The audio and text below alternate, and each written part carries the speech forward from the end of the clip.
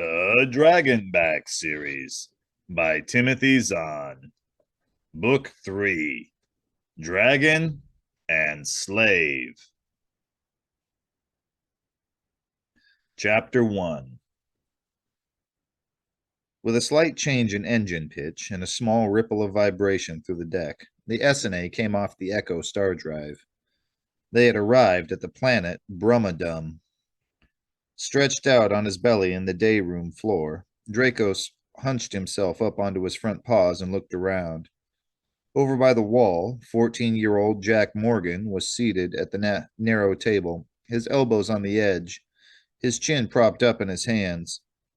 He was peering down at the table's surface, moving his lips silently. Concentrating on his studies, the boy had apparently missed the fact that the S&A had returned to normal space.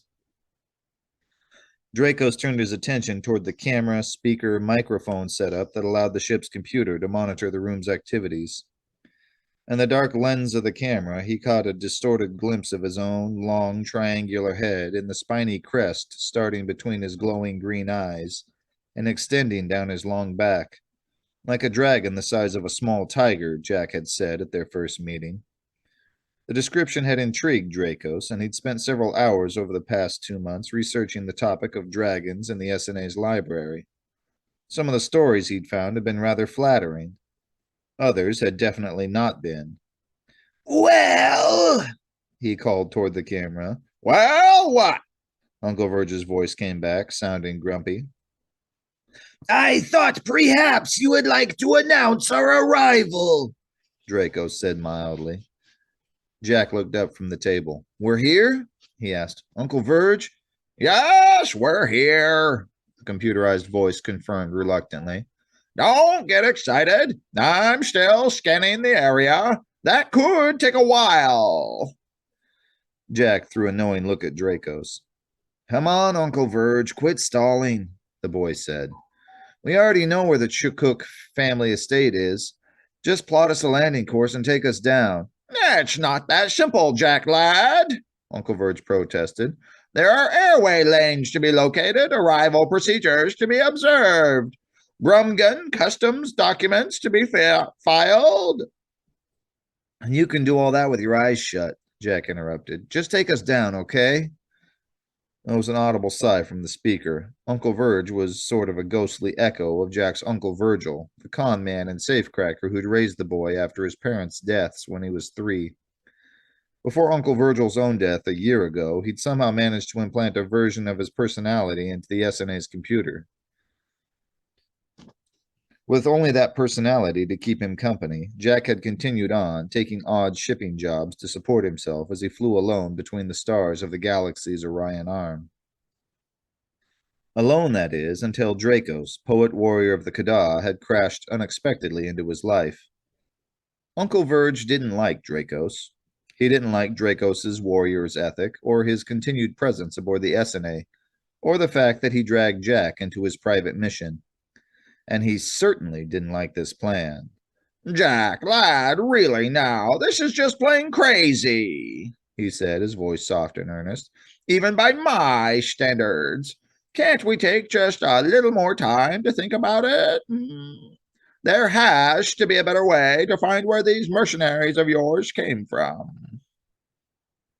Jack looked back down at the tabletop, his eyes avoiding Dracos's. He was trying hard to hide his feelings, but Dracos could see the tension in his face. Jack didn't like the plan any more than Uncle Verge did, which made it unanimous, because Dracos didn't much like it either. But they were running out of choices. More importantly, they were running out of time. In 4 months, the main fleet of Kada and Shantine refugee ships would reach the Orion Arm after their long, weary voyage across space. Their final goal was the uninhabited planet of Iota Clestes, but first they would be stopping at a rendezvous point known only to the fleet and the commanders of the advance team. Except that all of those advance team commanders were dead. Their ships had been attacked as they arrived at Iota Clestes, and everyone aboard except Dracos had been killed by the unstoppable death weapon of their enemies, the Valaga. The attackers had then taken control of the ships, and by now had surely discovered the location of the upcoming rendezvous. All Dracos and Jack had to go on was the fact that the Valaga had picked up some allies among the various human and alien beings of the Orion Arm. A mercenary group, almost certainly, one which they already knew employed Brumgas. If they could identify that group, they might have a chance of locating the rendezvous point themselves before the refugees arrived. If they couldn't, the fleet would fly straight into an ambush, and the Kada and Shantine peoples would cease to exist. Maybe there is a better way, Uncle Verge, Jack said, but I'll be stripped, sanded, and varnished if I can come up with one. We could still take this to Star Force, Uncle Verge said. We've been through all this, Jack reminded him sourly. Star Force, the Internos, and every other government agency is out because we don't know who we can trust. Then how about Cornelius Braxton? Uncle Verge persisted. He owes you big time for pulling his marshmallows out of the fire the way you did during Arthur Neverland's big power grab. Jack shook his head. You don't create a megacorporation like Braxton Universes without a lot of brains and a lot more ruthlessness, he pointed out. Grateful or not, 10 to 1 he'd try to twist all of this to his own advantage. The boy's lip twitched. Besides, I don't think Neverland's given up, and I'd rather not be standing anywhere near Braxton when he makes his next move. No, for right now, it's got to be just you, me, and Dracos. But to throw yourself into a slave master's lap? Uncle Verge protested. What if he doesn't go for it? He will, Jack assured him. Slave masters are in the business for the money. All we have to do is make sure the offer is too good to pass up. And if you can't get out afterward? What, with my trusty Kada poet warrior at my side? Jack threw a strained smile at Dracos. I'm sure he'll be a big help, Uncle Verge said, his tone making it clear he wasn't sure of that at all. But why go in as a thief? Why not as a soldier looking for work? I've tried being a soldier, Jack said. You saw how well it worked. You lived through it, Uncle Verge countered. That says a lot. Jack snorted. Not really, he said. Anyway, what do you suggest I use for references? Ask them to get in touch with the Wynyard's Edge? Besides, the Trukuk family already has many mercenaries to hire out, Dracos put in. That is why we chose this particular slave dealer after all. Yes, I remember the logic. Thank you, Uncle Verge said icily. I just don't think it's going to be easy for a slave to get into their personnel records. It'll be a lot easier in there than it will be out here, Jack said. Look, it's not that big a deal. A quick flip and dip into their computer, you swoop the SNA in, and we'll all fade together into the sunrise. Uncle Verge sniffed. You make it sound so easy. Easier than the job we did aboard the Star of Wonder, Jack said. At least here I'll have you and the SNA on hand to back me up. Maybe, Uncle Verge said ominously. Maybe not. Slave master estates aren't the easiest places in the world to break into, you know. When push comes to shove, comes to poke in the snoot, I may not be able to do much from the outside, in which case you and your Kada poet warrior will be on your own. We've been on our own before, Jack reminded him. Still, Dracos could see the boy's throat muscles tighten a little more. Quit stalling. Let's get to it. Uncle Verge sighed. If you insist, he said. I suppose you'll want to look at the place before we land. That would be nice, Jack said dryly. Pipe it back here, will you? The display screen on the day room wall had been showing a pleasant, peaceful scene of a sunlit mountain pass. Now it changed to a view of a cloud-molted, bluish-green landscape far below. How soon till we can see something? Jack asked. Give me a chance, Jack lad, Uncle Verge huffed. We've only just reached the planet. Okay, don't pop a port, Jack said soothingly. I can work on this a while longer. What help may I offer? Dracos asked, padding across the room to Jack's side and looking down at the table. Jack had turned the surface transparent, and on the displays beneath it were rows of what looked like wiggled tracks made by extremely startled worms. It's a group of common Brumga words written in Brumgan script, Jack said. Most Orion armed computers have automatic translators built in, so I shouldn't have any trouble reading their data lists once I'm in. But there might be other stuff along the way I'll need to be able to read. Very likely, Dracos agreed. How may I help? That screen over there shows the translations, Jack said, pointing to the far end of the table. I'll mix these up and then try to read them. You see if I get them right. They went through the drill twice, with Jack missing only 7 words the first time and 4 the second. By the time they were finished, the day room display was showing a high-resolution image of the ground below them. Y'all have to settle for an angled view, Uncle Verge said as the image shifted direction a little. We're heading for the Ponancy Regional Spaceport at the southern end of Ponancy City, about 3 miles from the Chukuk estate itself. Given our current vector, it would look suspicious for us to fly directly over them. Just do the best you can, Jack said. Right, Uncle Verge said. Anyway, that's it coming up on the left, pressing right up against the eastern edge of the city. That white line there, see it? That's the estate's outer wall. Stretching out his long neck, Draco studied the image scrolling slowly across the display. The estate was a huge one, covering nearly as much territory as the city alongside it. The ribbon of white that Uncle Verge had identified as the outer wall snaked across the landscape, disappearing here and there behind low hills or tall bushes until it finally vanished completely behind the trees of a thick forest.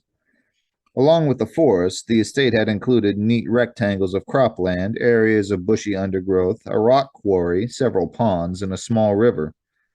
The wall itself was deceptively plain and simple looking, with no signs of guard towers or patrolling aircraft. It was almost as if it was just there for show. Dracos didn't believe it for a minute.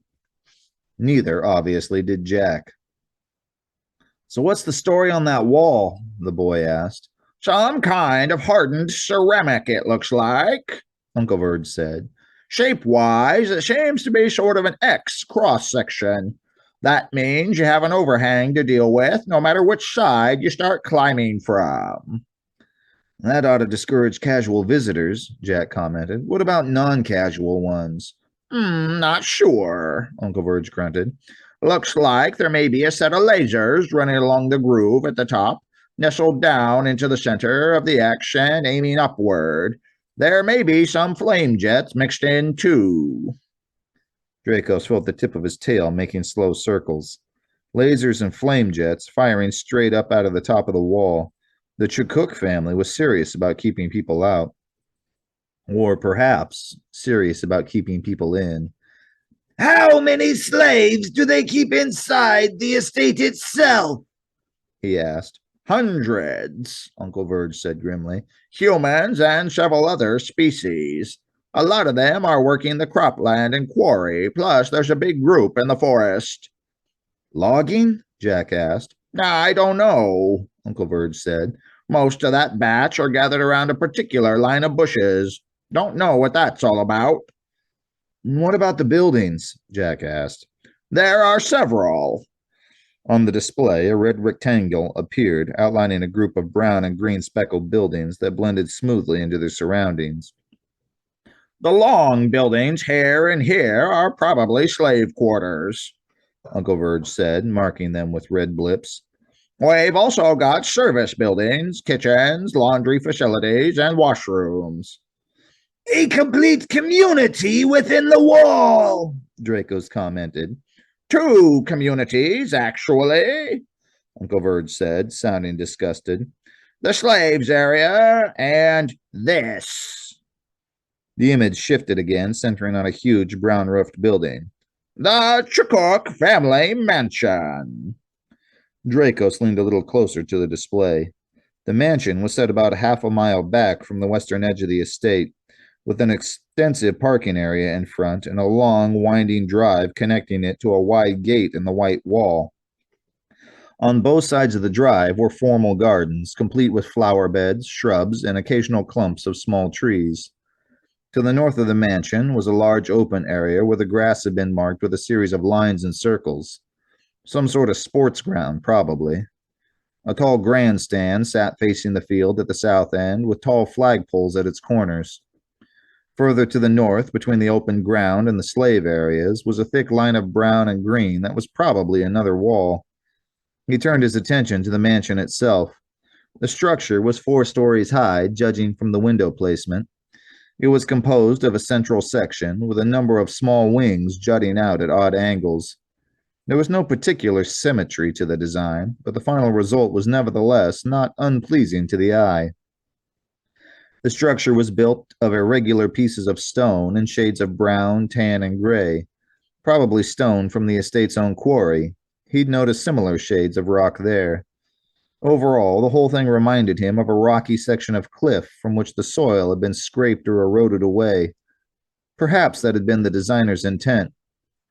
Cozy, Jack said. Ideal for you and 300 of your closest friends. So back to the perimeter wall. Any idea how high it is? Dracos looked at the wall. By comparing its shadow to that of the house, which he'd already estimated to be 4 stories tall, I would say about 30 feet, he offered. It's actually 32, Uncle Verge said. Dracos felt his tail twitch with annoyance. Typical. With access to the SNA sensors, Uncle Verge had probably had that number several minutes ago. But instead of saying anything, he let Dracos make his own estimate first, and had then showed him to be wrong. Not very far wrong, but enough. Just one more subtle attempt to sow seeds of doubt and distrust towards Dracos and Jack's mind. From the very beginning, Uncle Verge had tried to get the boy to see things in his own self-absorbed way, to persuade him to wash his hands of the Kadab poet warrior and this mission to save a people Jack didn't even know. Clearly, he hadn't given up on that effort. Well, we already knew we weren't going to go in over the wall, Jack said. Anything outside the wall that can help us? Precious little, Uncle Verge said. There's the gatehouse, of course. Gatehouse? Jack asked. To the left of the main entrance, Dracos said, flicking out his tongue to touch the edge of a small shape almost hidden beneath the wall overhang. Right, Uncle Verge said, sounding a little annoyed that Dracos had noticed it. Another small red rectangle appeared to mark the image. Probably someone in there checking passes and invitations and keeping the riffraff out. Though the actual defense portions are here and here, Dracos added, indicating a pair of camouflaged and virtually invisible huts nestled into 2 groups of trees in the formal gardens flanking the drive. The guard outside is merely for show.